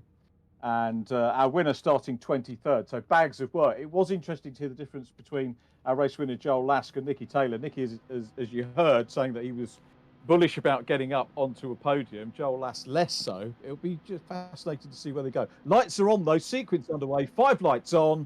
And we wait for the start of race 2. Matt Smith starting on pole position this time. Some good driving from him, race number 1. And it's Julian Owundi, I think, who's got the better start. Matt a little bit slow away, but this is new territory for him. And it's Julian that's going to lead them down into Redgate Corner for the first time. This is the nail-biting moment, Andy McEwen. And already it is all sorts of problems with cars going every which way, still going and sorting themselves out. I tell you what, I think that could have been a lot worse. I absolutely agree with you. Unfortunately, Thomas Potter involved in all of that again for the second race in a row. We've got one of the Smiths towards the tail end of the grid, 2. John Jones, Chris Blakey was caught up in it. I saw Andy Carroll sustaining some contact, but actually a cleaner run through the first half of the lap than it was in race 1, because they've all got through the graders cleanly this time. And it is Julian Owundi who leads the way. Henderson second, Stokes third. But I think Thorpe perhaps almost up the inside of him as they made their way up towards Coppice Corner. Who is making the best of the progress? Well, Josh Martin is 11th already, and I reckon that's Brad Smith trading 10th place with John Higgins, so they've definitely gained out of all of that. That is absolutely mega, isn't it? Superb start. And where does Henderson come from? Because he wasn't in the first couple of rows, so really good start from him. Challenge on here for third place, and a little bit of a contact, and that pushes Simon Thorpe off onto the dirt and will recover, but potential podium down the Swanee for him. That will be looked at without a doubt, but it's Owundi leading from Henderson as they come down 3 wide for second place, passing the pit lane exit. They'll all want that bit of track on the outside, and it's Henderson going all over the place, going very wide there and putting the pressure on Owundi to try now as they go down through the Craner curves to get a moment in front. And this is great for us because we get to see different drivers. Good run here. Was there a tag there? Looked like it. A little bit of an assist maybe at the apex. Didn't really hurt Owundi though, did it? Henderson just sort of transferring some of his momentum upon the car in front, shall we say. But the gap actually opens out between them slightly. Kenny Press up into 3rd place. He's done well out of all of this. But there, look, the green car, Josh Martin, into 6th position. So Josh Martin is ahead of Brad Smith now. He was a couple of places behind Brad when I last noticed. And now he's ahead of him. There goes Brad Smith right on his tail. So 2 of the top 4 finishers from race 1, Richard, already well inside the top 10. Josh Martin's in the top 5. Nathan Smith in the mix as well. Yeah, Josh Martin. You know what happened last time you bigged him up though, Andy McEwen? And now we've got Smith about to be passed. Is he going to be? Jonathan Ogden getting stuck in as well. Are we going to see a change for the lead? Henderson makes it through. So Henderson into the race leader. Owundi down to 2nd place. Those guys clear at the moment. Kenny Press is in 3rd. John Higgins is looking on the outside in the white and green car. There is Josh Martin in P5. Massive bun fight going on mid-order at the moment. And let's just have a look. Nicky Taylor 12th at the moment. Adam Carroll, that's a GT racing boy. Andy Carroll further back. And Carl Felvis not in the mix at all, which is disappointing. But Henderson out front at the moment, and we'll try it, make a little bit of hay here while the sun shines. Change for 3rd as well. John Higgins up past Kenny Press, made that move coming through Hollywood, so have to assume a better exit maybe from Redgate Corner. Joel Lask, meanwhile, up into 8th, so he's just got ahead of Johnny Ogden, bringing Nicky Taylor with him. So Lask and Taylor, interestingly, haven't made the sort of progress that we perhaps expected to see from them. Now, I noticed we only have 26 cars running in this race. We should have had 27, and I think the 27th was Kyle Felvis. I don't see his name anywhere on that timing tower as Andy Carroll suddenly is on the grass. That looked like maybe a hardware failure for him, and he is well off the road as well. But yeah, possibly we are minus Kyle Felvis, Richard. John Higgins coming under a wee bit of pressure, or is he putting it on? He's looking around the outside line, and he's, I think, going to take 2nd. He does. So it was Higgins putting the pressure on, so up into a podium position in his first race meeting with us. Henderson still out front. Higgins there in the 16 is P2. Now, bear in mind, he was at the sharp end in race number 1. It's going to be a very good points haul if things stay like this for John Higgins Jr. Yes, let's hope so. He's got decent pace, I think, hasn't he? And now he's got the track position. He's not going to want to give that away without a fight. Josh Martin was up the inside of Julian Alwendy there in the background for third position. They're still door-to-door as they head for McLean's, but Martin on the outside line, and that is, well, that was Alwendy off the road. So I'm not sure what happened there, but the main headline, actually, is that Brad Smith has taken advantage to get to the inside of Josh Martin. This is a big moment in this race, Richard. Perhaps the two favourites to win it are going side by side down towards the chicane. They are. Let's see how it all pans out. So there is John Higgins, who is, I think, now closing in on the race leader. 1.36.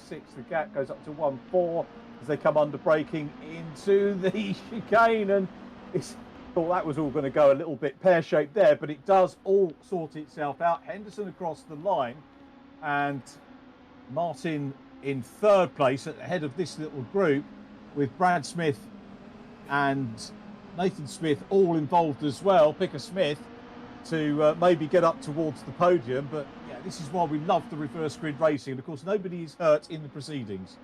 No, thank goodness for that. Rather predictably, by the way, Richard, I've just realised I've been getting my Smiths mixed up. So the white car that I've been calling Brad Smith is Nathan Smith. Nathan. So yeah, Brad Smith hadn't actually made the sort of progress that I thought he had, but he is now there. So Josh Martin third, Nathan Smith fourth, but Brad Smith needs to try and get past Nathan really before Martin gets too far up the road.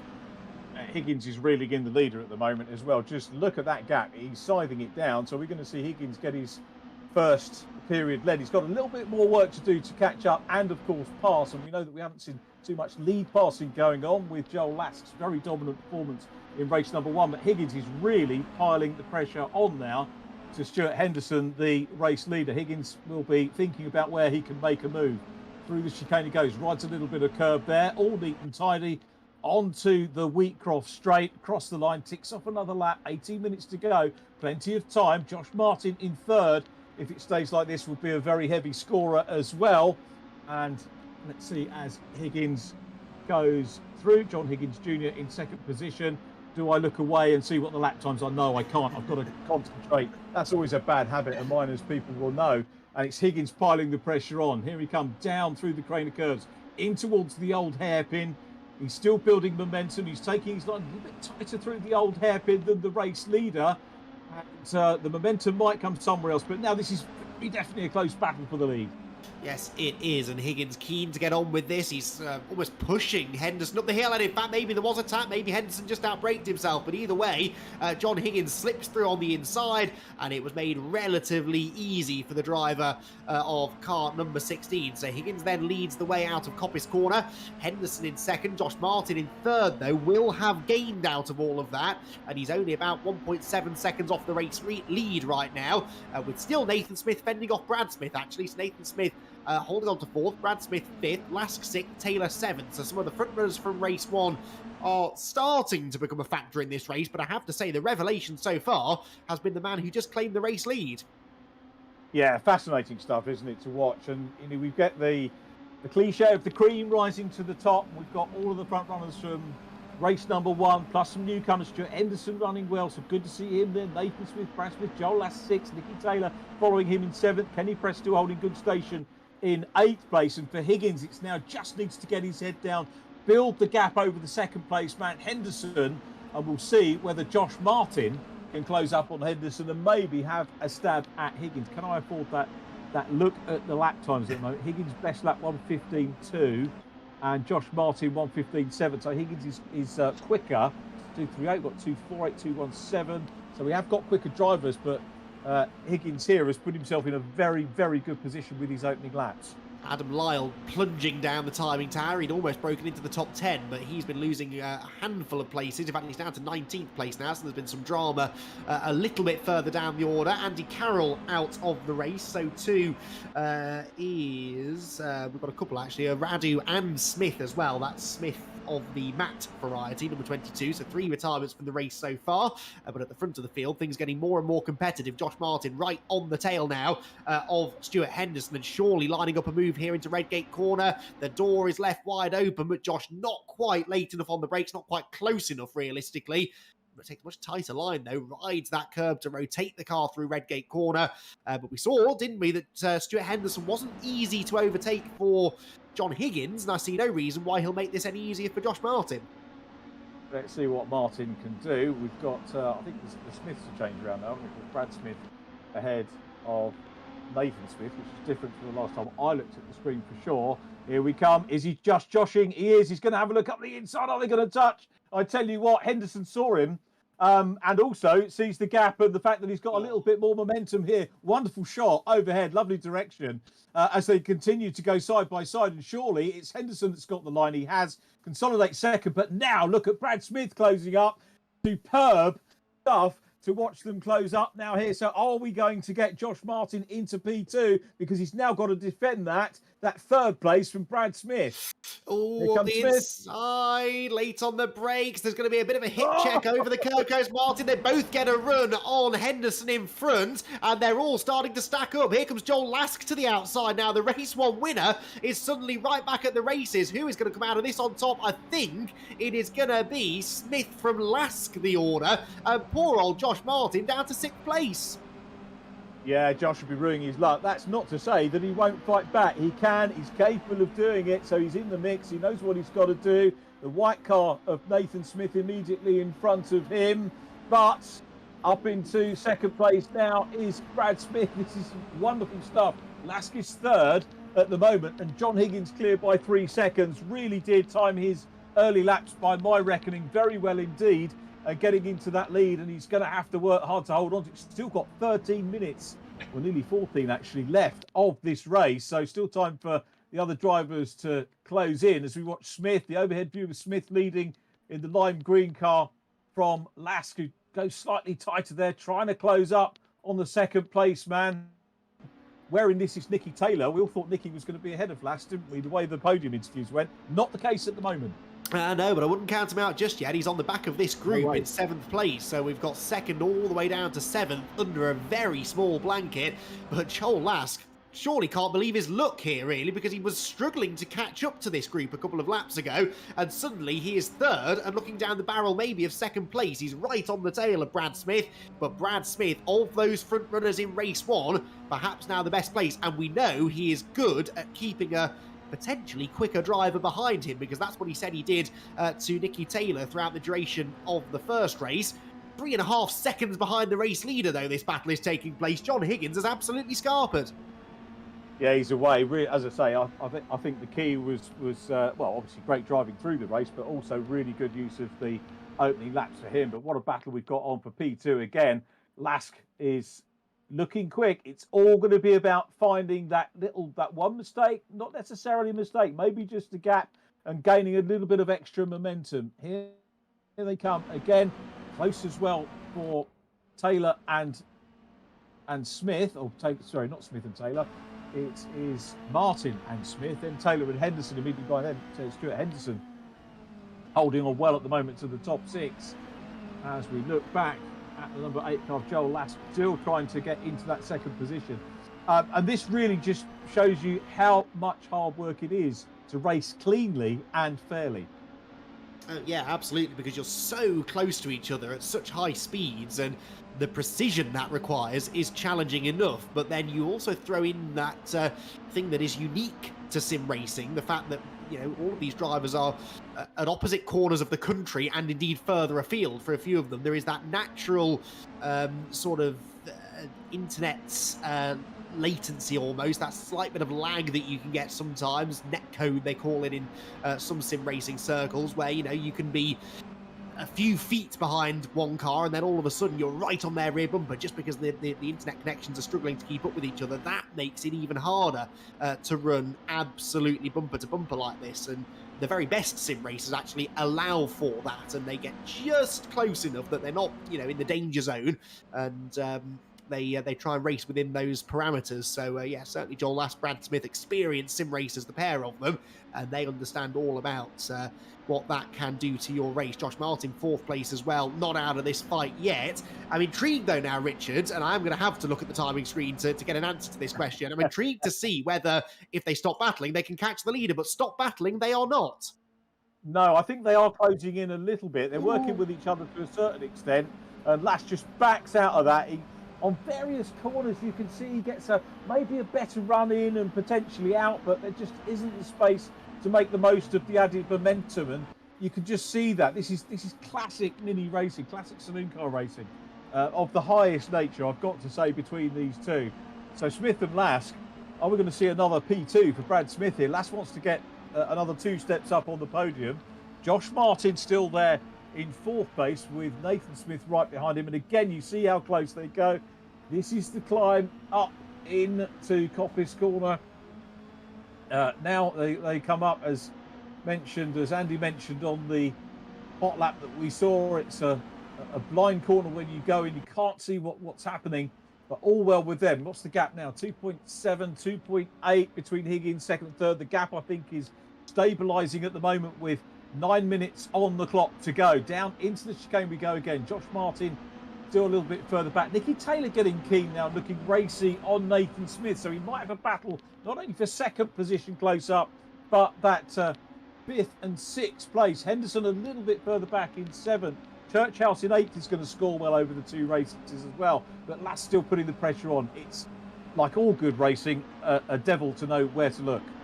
Well, yes, I think I do know what's going on here, though, Richard. I think these two are working together. I've seen a couple of occasions where Joel Lask has lent the bumper to Brad Smith, not in an aggressive way, actually trying to push him down the straights and some of the other flat-out sections, and they've both followed each other onto the grass, actually, so in tune with each other are they at the moment, but it's working. They're consistently 0.3 of a second a lap quicker than John Higgins, and they've got just under 9 minutes left to try and close that gap. That mistake at the old hairpin hasn't helped them, but I am pretty certain that for the time being, at least, these two have formed a temporary truce. They're working together to try and close in on the race leader.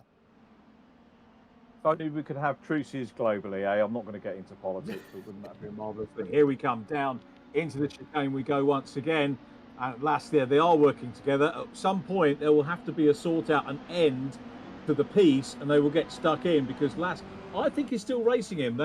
How much closer were they going to get? Are they going to get close enough in the remaining 8 minutes to Higgins to be able to put in a challenge? And at some point, one of the drivers will realise that. And I think it's going to be Lask, who's there at the moment, the chasing car, the black and blue.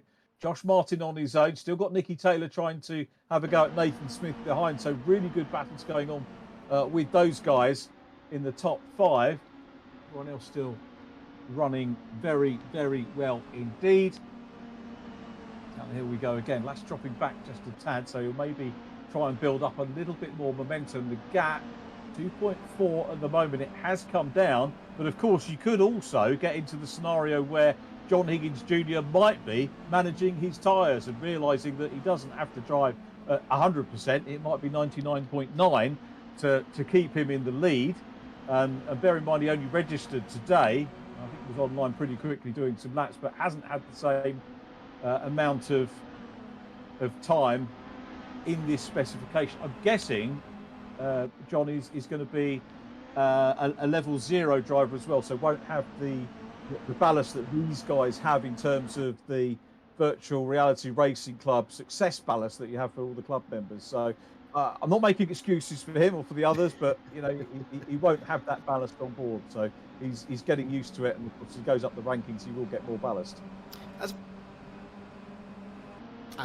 So John Higgins and Brad Smith, both 0 ballast, we're hearing. So, yeah, that's a good point, though, Richard, because especially over a 25-minute race, that has an effect on your tyre life, too, and that should make his life a little bit easier in the closing stages. That being said, he dropped half a second that time to Smith and Lask behind him, so I think they're going to keep on working together for the time being. 6.5 minutes to go. At that rate, they'll be with him with a couple of laps to go, so well worth sticking together for now for these two.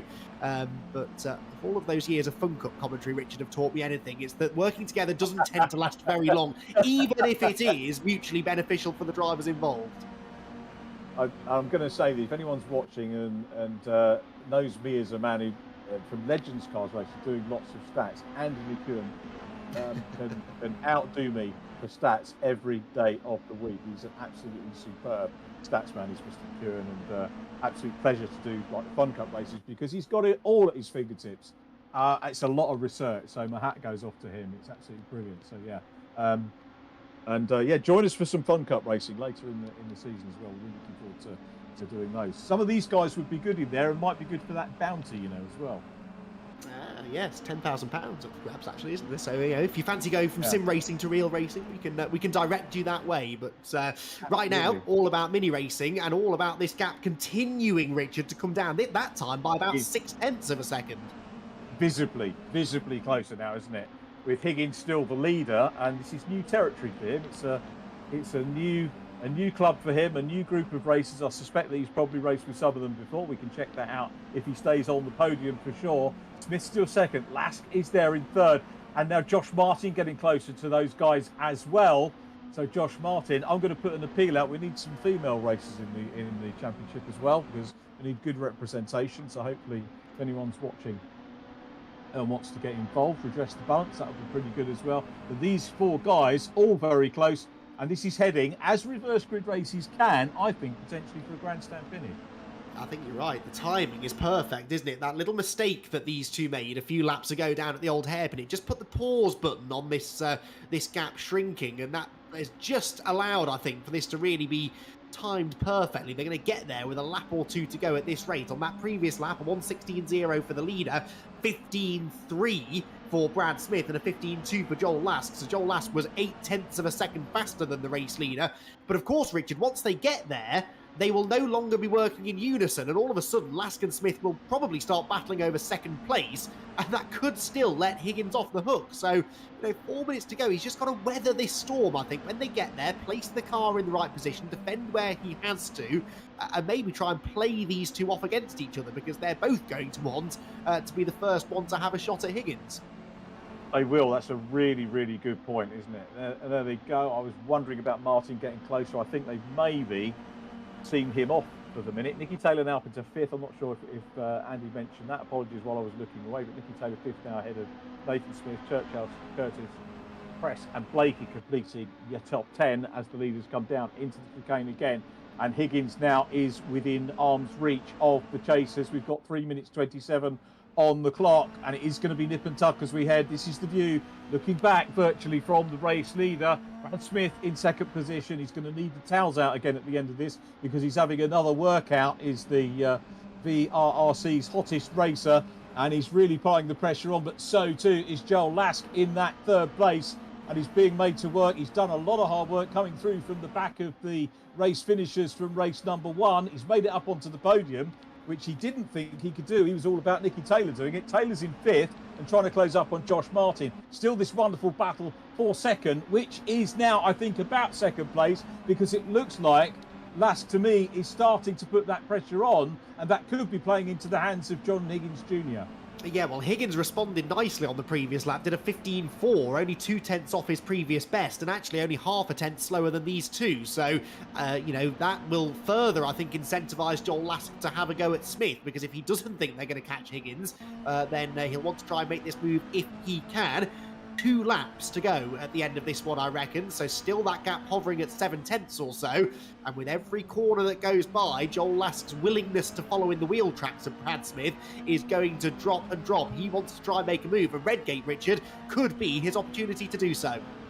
It will be. Let's see what he's going to do. Is it all going to be covered off? Is he going to go for the proper racing line? Higgins does. They all do. There's no attack here other than on the racing line, and to build momentum as they head down towards Hollywood. The 2nd and 3rd place cars still trying to reel in the race leader. The gap has come down. Remember, at its biggest gap, it was 3 seconds Higgins had, so they've eaten away at it. They've battled with each other. They've worked with each other as well, but they've closed down the race leader, John Higgins Jr., who is out front. Surely it is going to be between these 3 drivers with 1:32 on the clock. Through Schwantz Corner, up into McLean's they go again, continuing the climb at this venue. You can see that from the graphics. Last dropping back a little bit. This could give the impetus to Smith to close in and maybe have a challenge on Higgins out front. Let's see how this pans out. Higgins takes the wide run out of the second part of Coppice onto the exhibition straight once again. Down the straight they go. And I tell you what, 2nd and 3rd not looking close. So this is maybe good for Brad Smith. Is the pressure off Smith? Can he put the pressure on the race leader as we head on to the last lap? Yeah, Lask made a bit of a mess of McLean's, really. Missed the corner, but then Smith made a mess of the chicane. And so it's actually almost an identical lap time between the top 2.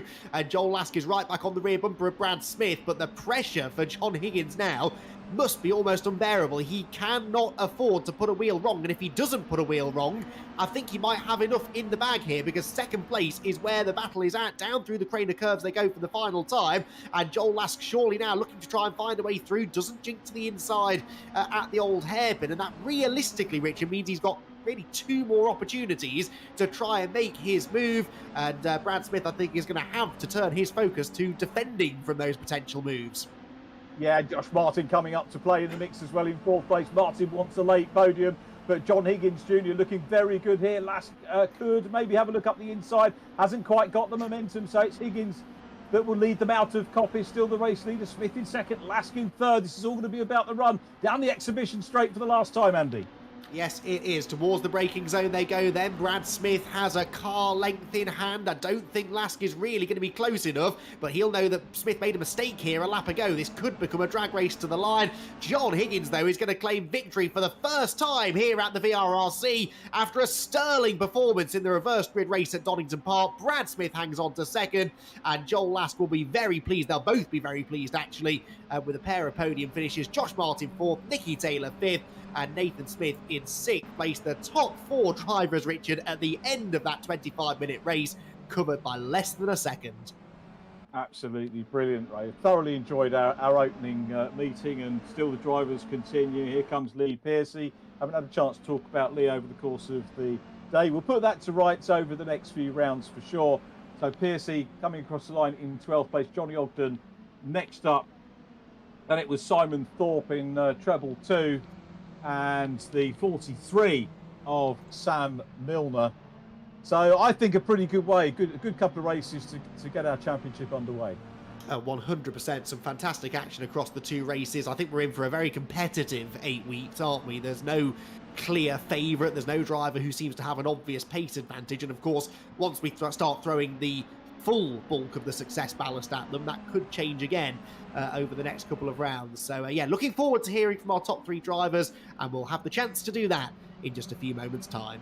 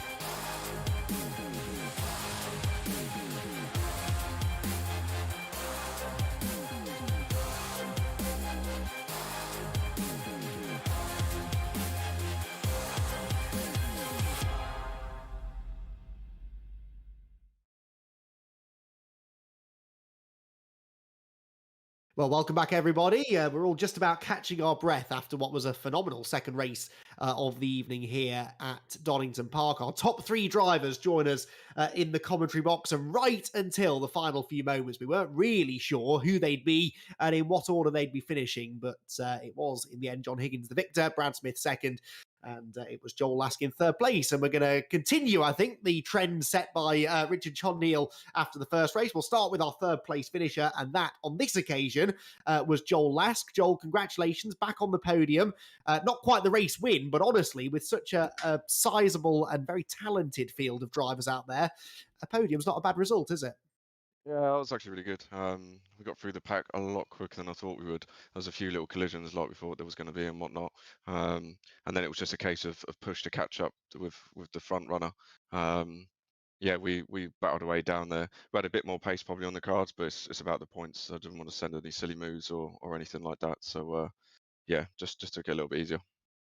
There was a key moment, I think, really, wasn't there, where Josh sort of got tangled up coming out of the chicane, and you got the run on him. I think he was battling Stuart Henderson at the time, and you just sailed around the outside and got past a couple of drivers who you could easily have ended up spending the whole race stuck behind. That sort of transformed your chances then, didn't it? Yeah, I did a little bit. I saw them all battling. The thing is, if I'm right on their bumper coming into that chicane, someone could mess it up. Like it's such a treacherous corner.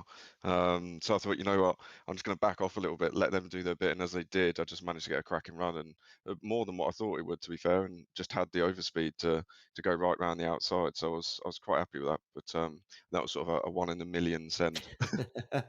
And it worked, and squeaky clean as well, which was nice to see. And then after that, you were sort of locked in behind Brad Smith. At first, we thought that you were really pushing to try and, force a mistake or try and force the move. But actually, it looked, and maybe you can confirm or deny this, it looked like you were working together for a while there to try and catch John, but just maybe slightly ran out of time.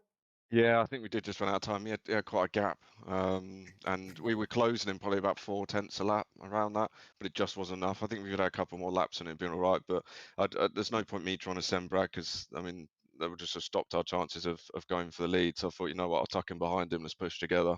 Not that he knew that. I think he probably thought I was going to be sending him. But yeah, just work together to try and get up there, and we did. But yeah, just run out of laps for that. Overall, solid night, race win from pole position in race 1, good points scored, back on the podium race 2. Have you got your championship head on, or is it a little bit too early for that? Yeah, I'd say so. I mean, I've come close a few times, and made some mistakes, and some silly moves and stuff like that. And this, I think, championship, we got the opportunity to do really well. So yeah, I think game face on now, and let's push for points more than victory. Just stay consistent throughout the championship. Good stuff. Well, fantastic night for you. Great to have you back at the pointy end and looking competitive, Joel. We wish you the very best of luck for next week. We'll see you then. Cheers, Andy. Oh, Joel Lask, third place finish there, Richard. And yeah, an overall very strong start to his season. Absolutely right, and strong start as well for Brad Smith. Brad, what's the towel situation like, and the sweat situation after race Well, I'm 2? still waiting for my mum to bring me one, but she's obviously slacking. Did we swap it over with a commentator so you could say you spoke to the hottest man, or? Well, I think we did plenty of that during the racing, to be perfectly honest. That was a hard slog though, wasn't it? And it was Nicky Taylor all over you. Well, not giving you a hard time, which you sucked up in race number 1, and then Joel in race 2. So you've really had a workout this evening. Yeah, it's been a good way to get back into it. Let's just put it that way. So how much, you've had a break. How much sim work have you done on your break? None. I literally sold my rig and everything. I got rid of everything. No way. Yeah, and then I bought Scott Bugner's, who used to race for VRRC, was Joel's teammate. I bought his rig.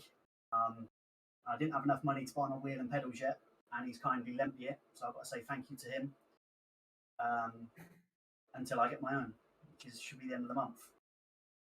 That's cool. So is it on order? Because I know my son's got some kit on order at the moment, and they keep pushing it back. It'll be getting ordered at the end of the month, but they've promised me 2-day delivery. So. And specifically, what kit do you get? It's not something I know a huge amount about, but so if you try names at me, I might. I'm going for the Acetec La Prima, not the La Prima, the La Forte. It's quite high-end stuff. Yeah. So better than what Scott had. So it'll be a whole new learning curve once again. But hopefully, I get back. All right. Shame Scott. So has Scott packed up there now? Is he still racing MGs at the moment? Yeah, Scott's done this thing called growing up, and he's bought a house. So I think his missus told him that's got to go. So I was like, oh, well, I'll have it. Don't worry. Yeah, you're sort of intimating that kit's expensive, and if any other halves are sort of listening in, it's not that expensive, honestly. So compared to real racing, it's not. But... For sure, yeah, for sure. So obviously with kit on the way and set up on the way for you, is it all hands to the pumps for next week? You got Silverstone International. Silverstone National? Is that a track that you like? Do you have to do a lot of practice to get back in for that? I think I've done it a few times with Rich before in the academy. Yeah. But it'll be a case of a fair few laps again, yeah, just to learn the track again and learn the lines and braking points. Because I can guarantee I forgot every single one of them. Race of podiums, good return though. Does that sort of fire you up and keep you happy going away this evening? Yeah, definitely. It's good. I'm looking forward to the rest of the season. And lastly, have you done the points in your head? Do you know who everyone is, or are you guys not that far thinking about stats and stuff? I'm not that clever enough. Not am I. I haven't worked To them be out honest with either. you, I cannot do that. No, I'll have to look. I suspect that Andy McEwen's probably working them out as we speak, because that Andy is absolute legend on stats. So, Brad, really lovely to catch up with you. I think does Rich Hayden want to work with Brad as well?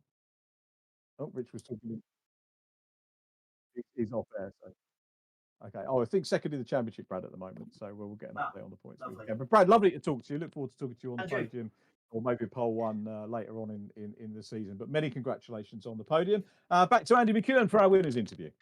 Yes, thank you very much. Stats may be my thing, Richard. Maths not, unfortunately. So I do rely on the VRRC website to give me the updated points, which we'll perhaps reference in a moment or two. It makes very good reading for our race one winner, I must say. But actually, it also makes decent reading for our second race winner, John Higgins, who, after a solid first race and a more than solid second race, is right up there in the points as well. John, congratulations. Not a bad start to your time racing with us here at the VRRC, already in the winner's circle. And you've got to be really happy with the way that you drove that. We didn't see you put a foot wrong. Yeah, from starting 18th on the grid and going down to turn one, and I think I came out to turn 1/10 or something stupid. Every car was just spinning off left, right, and center. I chose the right piece of road and made it through to the lead. And I see that everyone was fighting behind, so I thought this is my time to go. But about 7 minutes towards the end, my front left tire went completely dead, and the people behind me were working together to catch me up. So luckily, the race ended when it did, because I think it would have got really interesting if it went a bit longer. You certainly had quite a bit working against you, really, towards the second half of the race, but that's what made the mid part of the race so important for you. You built that gap, you managed to get away, and on your own like that, just sort of logging laps, that's probably a good place for you to be, because I think it's fair to say you've not had a huge amount of practice in preparation for this, have you? No, mate. Richard put on Facebook this morning about him commentating tonight, and Doug tagged me into it. I got in contact with the admin of the league, and here I am. And thanks to Dad, really, we spent a few hours this afternoon working on the setup and stuff like that. It was such a late entry, John, that I don't even have a graphic for you. So apologies for that. We'll have one for you next week. It's all good, mate. I just got to say, it was John Senior's birthday yesterday. So he was probably still hungover. It might have signed you up in a drunken stupor. Yeah, I mean, it's fantastic to have you here, though. And I guess, coming in with not much in the way of expectations, really. Have those expectations changed now, maybe after such a strong start to the season? Definitely, mate. I was just coming into this for a bit of fun. I was literally expecting to be within around the top 10. I didn't expect to win a race. So I'll definitely have my championship head on from now on and put the practice in and work on some setups every week.